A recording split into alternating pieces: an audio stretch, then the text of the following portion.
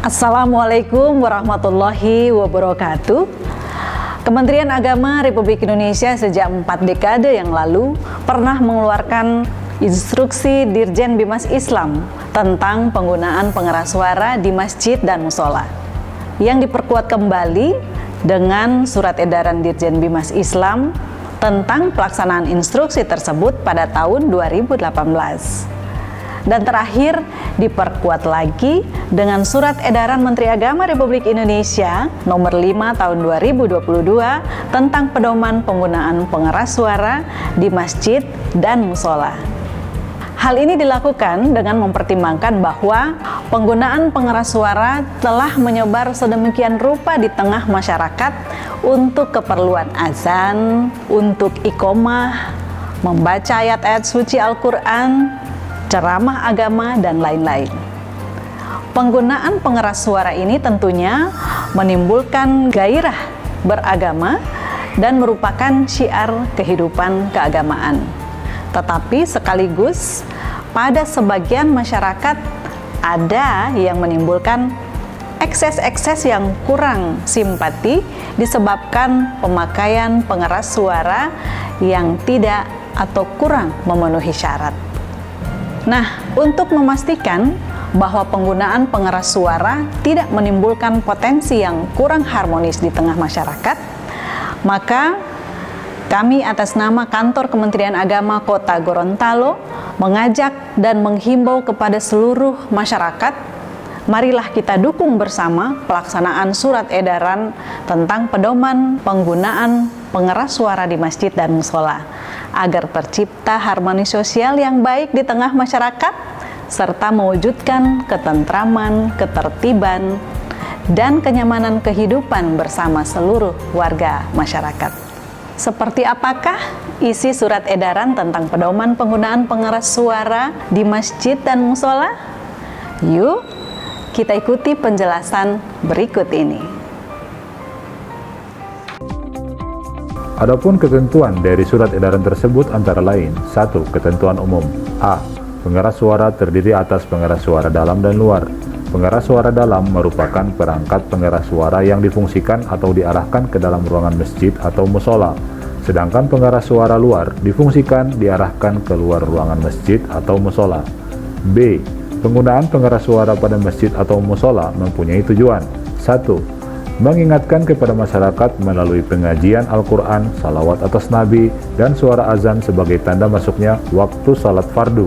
2. Menyampaikan suara muazin kepada jamaah ketika azan, suara imam kepada makmum ketika salat berjamaah, atau suara khatib dan penceramah kepada jamaah.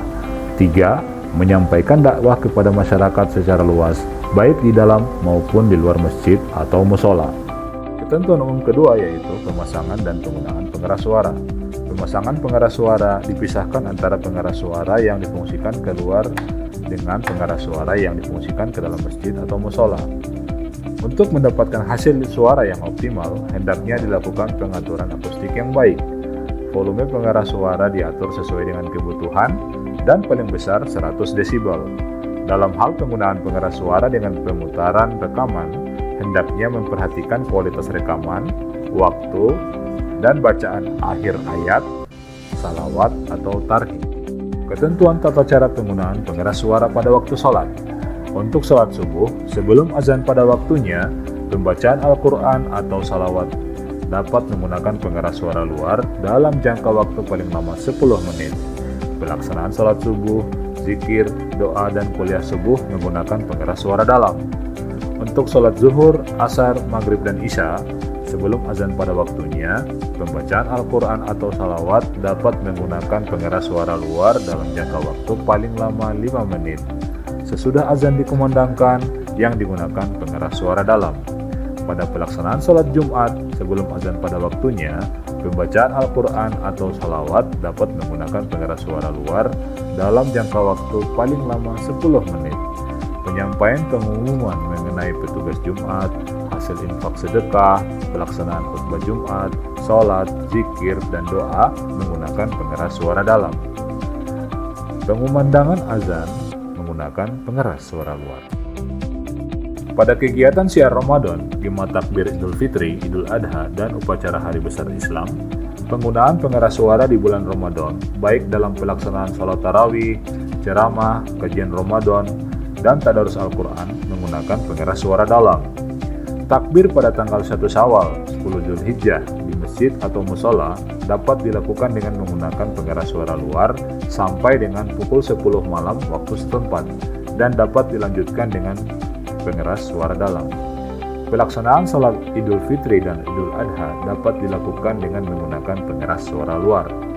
Takbir Idul Adha di hari Tasyrik pada tanggal 11 sampai dengan 13 Zulhijjah dapat dikumandangkan setelah pelaksanaan salat rawatib secara berturut-turut dengan menggunakan pengeras suara dalam. Upacara peringatan Hari Besar Islam atau pengajian menggunakan pengeras suara dalam, kecuali apabila pengunjung tablik melimpah keluar arena atau masjid musola, dapat menggunakan pengeras suara luar. Suara yang dipancarkan melalui pengeras suara perlu diperhatikan kualitas dan kelayakannya. Suara yang disiarkan memenuhi persyaratan, bagus atau tidak sumbang, dan pelafazan secara baik dan benar. Ketentuan terakhir yaitu pembinaan dan pengawasan. Pembinaan dan pengawasan terhadap pelaksanaan surat edaran ini menjadi tanggung jawab Kementerian Agama secara berjenjang. Kementerian Agama dapat bekerja sama dengan pemerintah daerah dan organisasi kemasyarakatan Islam dalam pembinaan dan pengawasan.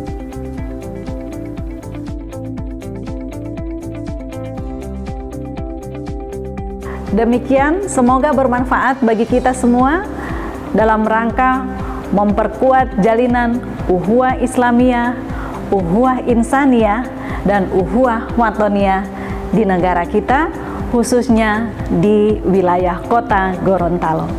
Terima kasih. Wassalamualaikum warahmatullahi wabarakatuh.